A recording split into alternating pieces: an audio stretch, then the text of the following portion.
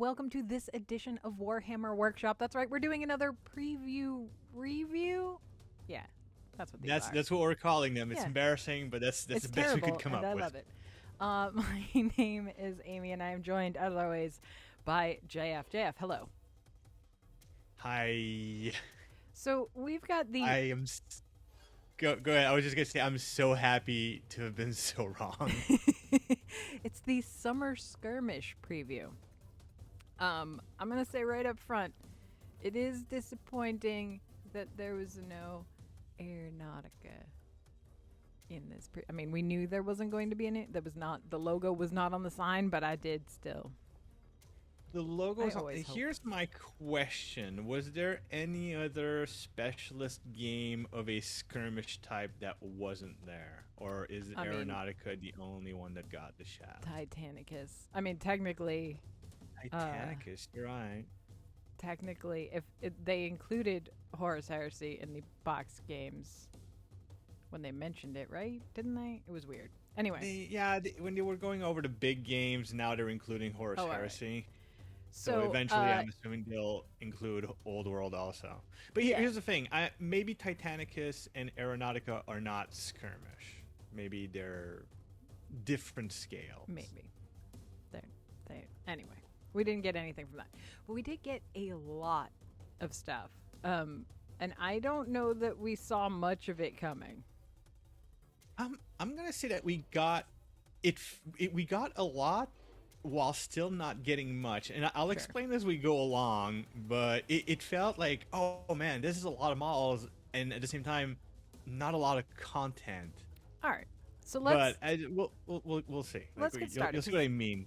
We're going to start with WarCry. Now, we knew this was coming. We've seen some of this before. Heart of Gar, it's the new edition. As they said, you won't have to relearn the wheel. Excellent turn of phrase. Gonna go ahead and steal that forever. It's a good one. But it is a new edition, but it's more inclusion in playing in this new realm. So we did know that this was coming. We've seen the cow people before. Now we've seen the terrain. It is very good orc beast snagga terrain. I gotta say. I mean, usually the expression all kits are orc kits. Yes, but these are very specific orc kits. Yeah, but still orcs. Oh, absolutely. They said that there's wreckage from a Seraphon airship. I love when Wade... ship. Yeah, I love when Wade does the previews because Wade is, deep in the lore. And so he pulls out some crazy stuff, and I love that. I'm really into... Because back in the Wayback Machine, the Warhammer Fantasy flirted very heavily with the idea that there was crossover Warhammer 40,000. There was a point, I believe, there were rules for Chaos Warriors with bolters in Fantasy. Or something very similar. Sure. But so I like the idea that they're talking about Seraphon void ships and the moons and the planets and getting this perspective from space, because obviously I don't want to see bolters in Age of Sigmar, but also I do like these kind of little callbacks. It's fun.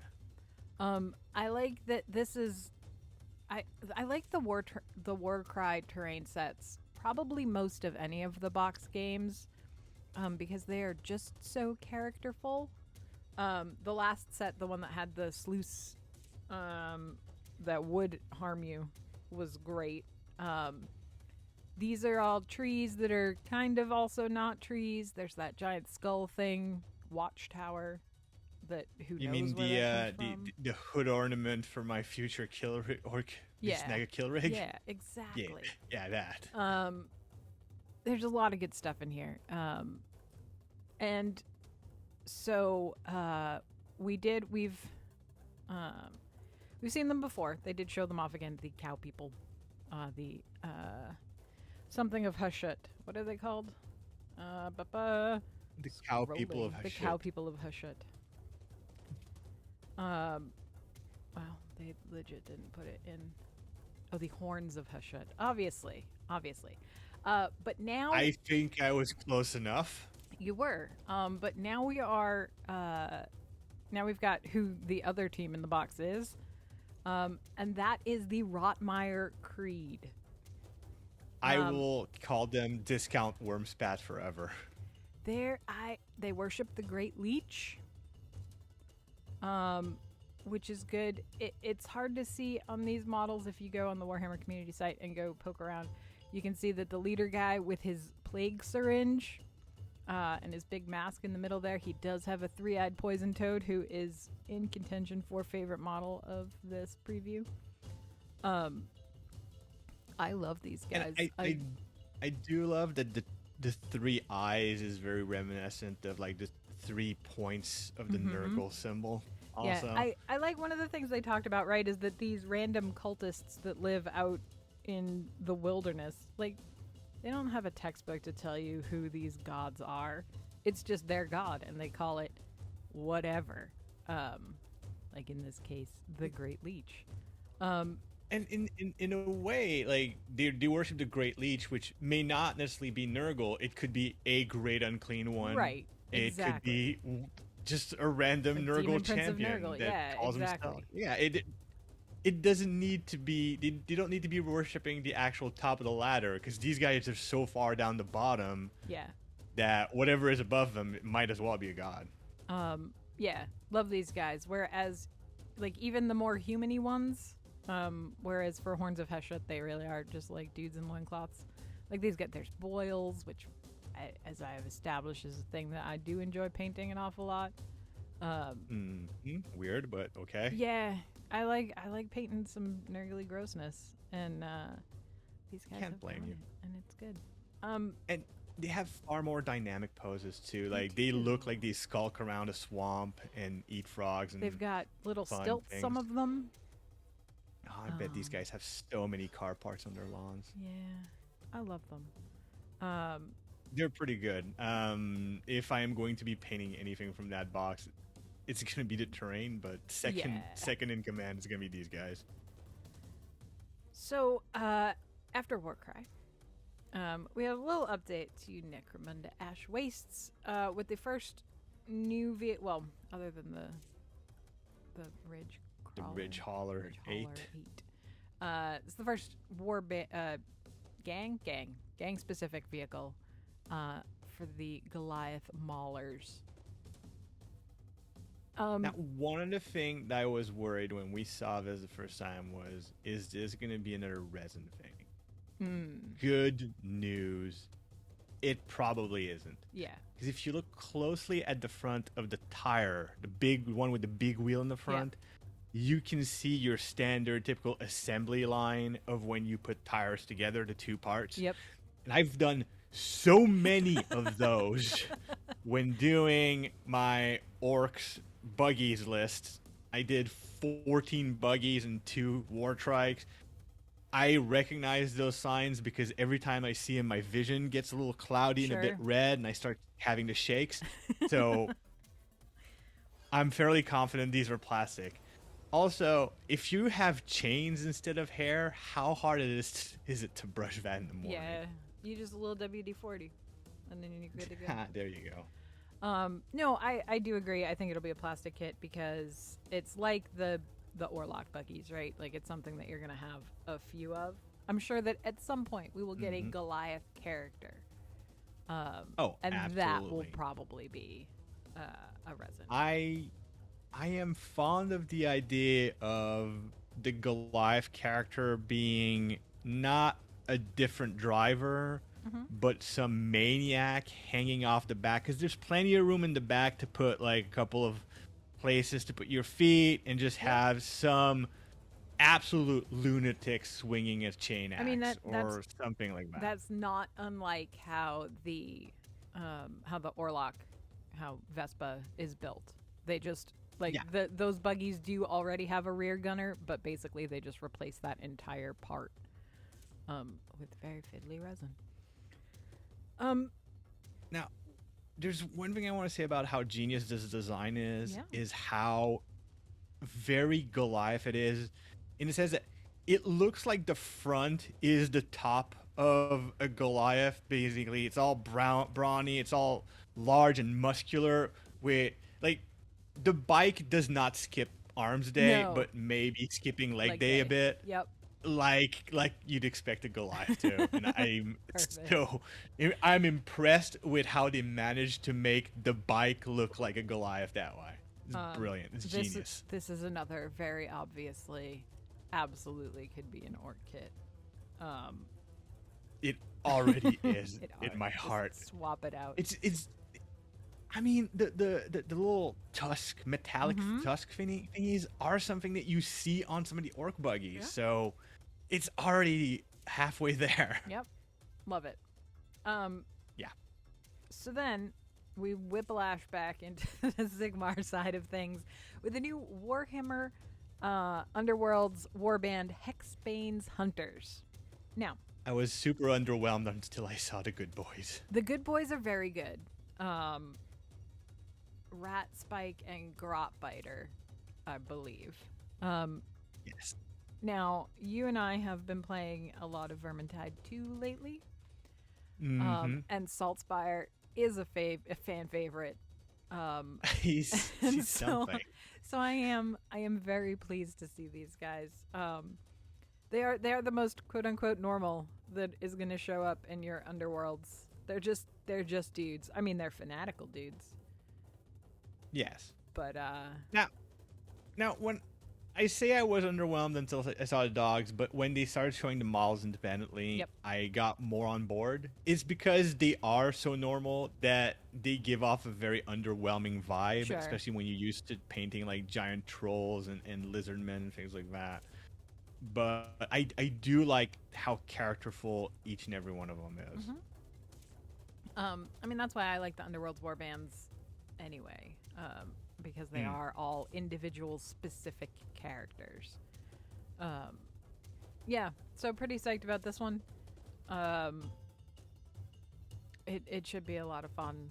I'm going to yell like Saltspire the entire time I play them. It will be grand. I'm sure no one will be annoyed by that at all. Next up, your favorite game in mind, Blood Bowl. That is sarcasm for those of you who might be new. But these models are so awesome. much love for people. I have so much love for people who play Blood Bowl. It's just never been my It's just thing. It's not my game, and that's fine. But if there's a team they've released recently that might make me look into it, it's them gals. Yeah, they are pretty terrific. They are. I've had some things to say about how Games Workshop sculpts female characters in the past, but these I love them to bits. They look mighty. During the presentation, someone asked why so fat about these characters. What? Which is hilarious because they have obvious six-pack, which means they have a below 5% body fat ratio. They've got thick thighs because they run.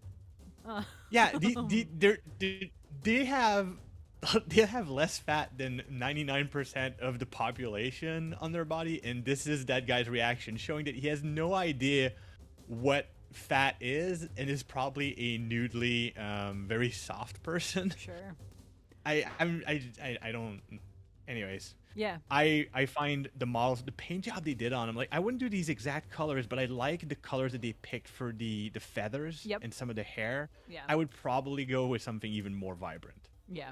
They did, and especially when you compare it to, I mean, a lot of the Blood Bowl teams are a little more over the top. But if I was going to do these, I would give them the full Louise treatment of just absolutely outlandish colors. I would try to do something that uses a bit more contrast. Like I would probably do the clothes and the feathers and the hair very, very bright colors. The skin, keep it as human and realistic as possible, and try to maybe make the armor a little more subdued and tarnished to help the colors pop on everything else. All right. That's my That's just a preference. And they also come with pets. which, Yeah.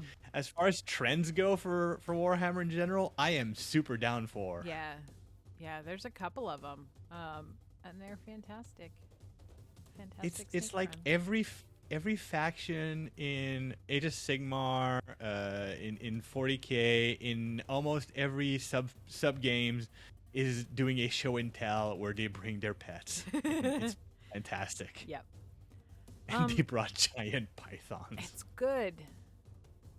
So the final preview that we got, we knew we were going to talk about this game, but again, like the last one of these, it was a little surprising. So we know the name of the next Kill Team box. It is Into the Dark.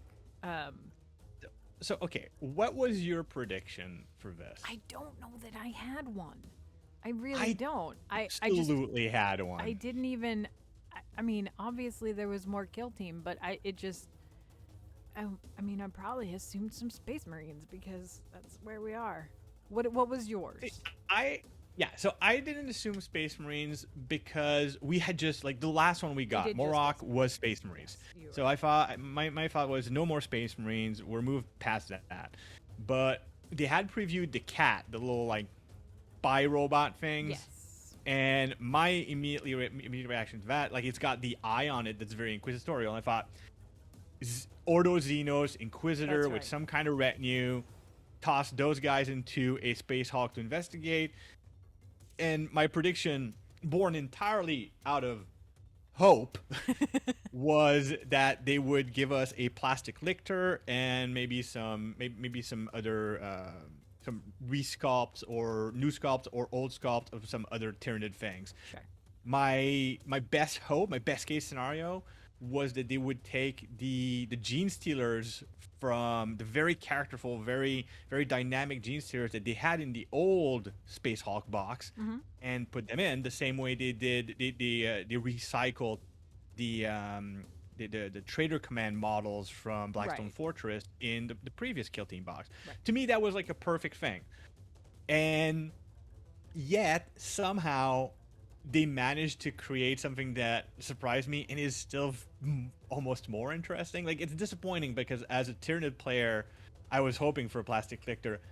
You can still get a plastic lictor, though, because so as you said, we are in a Space Hulk, the Gallo Dark, which is very good.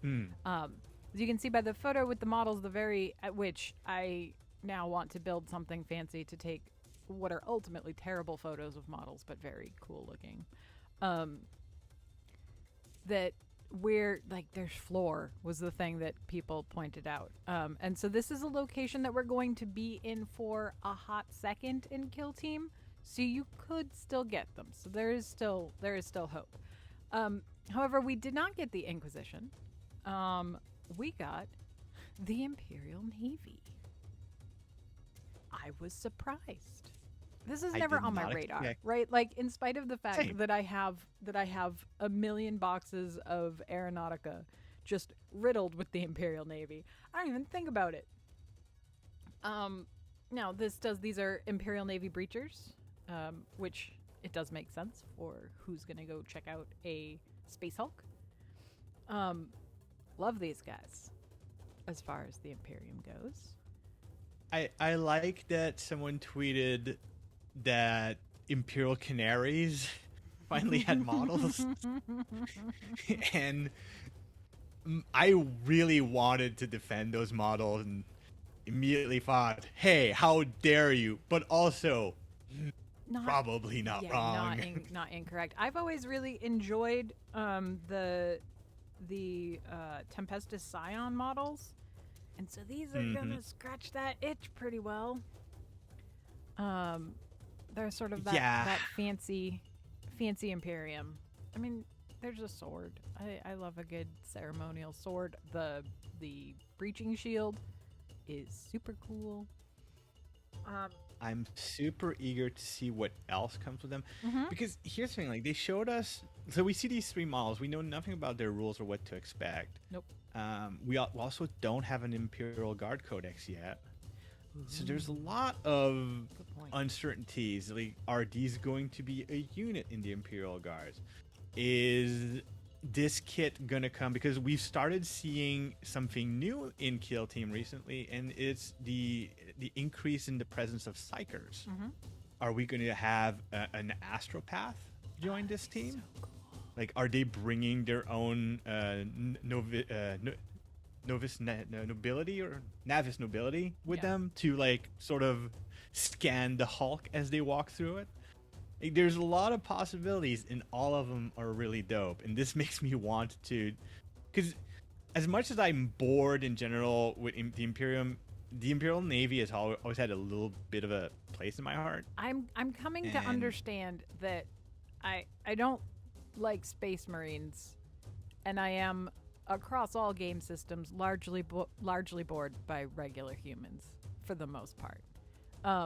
And so that's always been my I'm against the Imperium sort of thing. I mean, they're not good guys, so there's that. But I find myself liking more of the Imperium than I don't like, if you just discount how much of the Imperium is taken up by Space Marines. But yeah, which they're supposed to be rare. Now I want to bring up something. This is nitpicky, and I'm mostly bringing it up for fun. But if you look at the Breacher dude with the shield, and you look at his base, do you think we have enough of a latent print to identify who manipulated that fig last? It's possible. And do you think we can identify exactly which brand of cheeseburger they held before touching that fig? I'm not familiar enough with UK fast food to be able to comment on that particular issue. That is a hurdle. We'll need to contact Scotland Yard. No, you're right. That is pretty funny, though. I did notice on our recent photos that we had of when I put up the photo of my squat, I did a super bad job painting the rim of that base, and I need to redo it. And yeah, did a bad job. No, I mean I'm poking fun, but I've posted some photos very low resolution wherein they shouldn't have been, and once in a while I have to photo edit cat hair out of my model. Oh, I definitely have to do the cat hair thing. It's a lot. So obviously, the Imperial Navy needs to find something on this Space Hulk. It's Groot. Oh, that floored me. Yeah. I was so happy. They're great, first of all. I do like the idea that the leader guy is like got the Tau gun and is like holding it up like, get it. He is not very different from the original shaper. The original Groot shaper that you used to be able to get, like in 3rd edition, first release, he used to be metallic, and his little blister came with 2 guns. One of them was a Groot rifle, and one of them was a pulse rifle. And he was also holding it up in the air, very similar to this. Yeah. So, I mean, this is a callback to the original, except the original did not have a skull, mortar, and pestle. So good. It's an interesting addition. But the star of this to me is the Crude Hound. Oh my god, he's so good. Real good. He looks so happy to be there. He did tell a really funny joke. Yeah. So I feel like this is going to lead into, I mean, because obviously this is not all of the models that come in that box. No, and they're giving us a plastic Crude Hound, and I know everybody who loves Crude who saw that is just keeping their fingers crossed for a plastic Crutox. So here is the interesting thing. Right now on the Games Workshop web store, at least here in the good old US of A, every single Crude thing is first of all online only, and second of all not available. So I would like for this to be the start of new Groot, new plastic Groot would be nice. Love them. Very psyched about all of this. But again, this box, sometimes when we get a preview of a Kill Team box, we like immediately get the box like 2 weeks later. We haven't seen that much of this one. This is not going to be one of those times, I feel. I mean, look, maybe tomorrow we're getting an email, and maybe we're not getting an email for a few weeks. Maybe we don't even get the box. Like, this is you never know. But they have shown very little of this that I'm not expecting further news and knowledge for a little while yet. Yeah. Which is unfortunate because I am going to paint something from there. I'm pretty psyched about these Kroot. Because if I paint these Kroot, that means I can start adding Kroot to my Tau lists again. And I am starting, and you'll see this on this very channel, I am starting a crusade where I'm playing Kroot against my brother, who is be playing his Necrons. And it's going to be dope because he is bringing out his Necron models from 3rd edition way back. Perfect. I don't know if he'll play any of them, but he does own and has in his box metal scarabs. And I bet the majority of Necron players today did not know that there was a time where there was such a thing as metal scarabs. So good. Which is glorious. Like, my brother and I, we don't, like, bring the Grungard word out very often, but we've been in this for too long. Yeah. So, do you want to, before we wrap up here, because that was the end of the preview, and it was very exciting, and there's a lot of I have stuff. one last thing to mention. So I teased a little bit of a kind of disappointment about the preview. As much as everything that they've shown us, like every model, like I was impressed and interested in the Blood Bowl models. Sure. So obviously kind of a home run as far as the models are concerned. But where I was a little bit disappointed is that we didn't get a lot of the long-term previews that we tend to get usually with these. Every single one of these previews was like WarCry was a callback to something they'd shown before with one new warband and some scenery, and everything else was either kind of a diminished preview, like a tease, like KillTeam, or just one thing for the system. Yeah, like we don't know where one Underworld team is going. Yeah.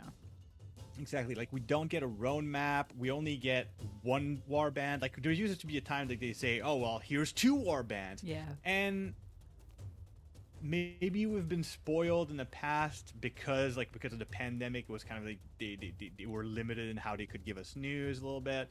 So I got used to this the other part of it is that all of the manufacturing and shipping pipelines are so out of whack right now that maybe they don't want to preview anything too hard and then be like, well, we can't do it right now, but it's coming. And I do understand that's very possible. I'm not wagging my fingers at Warhammer, and I'm not going to go into like Twitter and do a 20-page thread about my disappointment. Yeah. It's just that it's a little weird to be both impressed and disappointed at the same time. So I'm playing that balancing act. I will say that I'm excited to find out that we're going to be in the Space Hulk for a while in KillTeam. That's exciting. Weird stuff is going to be in there. We could speculate some real weird stuff about what they could find in a Space Hulk. Space Hulks are the domain of Gene Stealers and Tyranid Vanguard organism. Mm-hmm. The Orc Flashgits tend to go into Space Hulk to steal and gather some treasures. Mm-hmm. Space Hulks are obviously where you'll see Terminators. There's Space Hulks have been the center of so many cool setting moments that it's logical that they're going in it with KillTeam, and it's great that they're expanding our stay. Yeah. I wouldn't be surprised if we got a Crusade book for the Space Hulk also. I think that would be cool. That would be great. Wouldn't that be cool? It would be cool. And I have fond memories of playing StarCraft. The levels that are on giant ships and space stations are visually so cool. So, I mean, we know where the cross-pollination is with this. Yes, there's potential. We'll get there. So that's the preview. Do you want to talk about the other thing? Yeah, so here's the thing. Like, anybody that's been listening to our channel, if you're subscribed, you've probably noticed that we're celebrating our 100th subscriber by doing a contest, a raffle. This is going to be a long-term thing. We're previewing it, but it's a journey that we want to take our viewership on. Yeah. So what we want to do is we want to give you guys a Tau Combat Patrol. And we want to give it to you completely painted and ready to play. Yep.